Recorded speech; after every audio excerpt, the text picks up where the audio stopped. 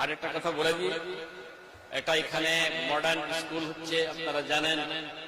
এই স্কুলটা সম্পর্কে একটু বলে দিই, শুনে নেন।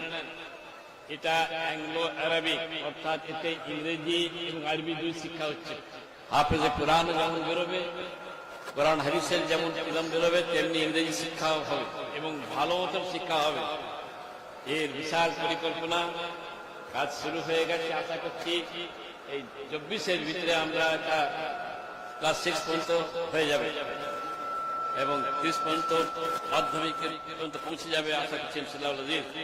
অনেক লম্বা বাজেট, এবছরের বাজেট প্রায় 1 কোটি টাকার মতন কাছাকাছি এবং 3-3.5 কোটি টাকা খরচা হবে বছর 3-এর ভিতরে। এটা বড় কথা নয়, বড় কথা হচ্ছে যে সেই রকম যোগ্য ছেলে পাঠাবেন। সব ছেলেটা সম্ভব নয়। এর একটা ফর্ম আছে, তারা নিয়ে যাবেন যারা চাইবেন যে ছেলেকে এইভাবে মানুষ করতে। হুজুর কেবলার ভাবনা শিক্ষার পরিবর্তন আনা। পূর্ব মেদিনীপুর জেলাতে আমি রুহুল আমিন 16 বছর শিক্ষা জগৎ নিয়ে কাজ করছি, কিন্তু কখনো ঢাকঢোল পিটিনি।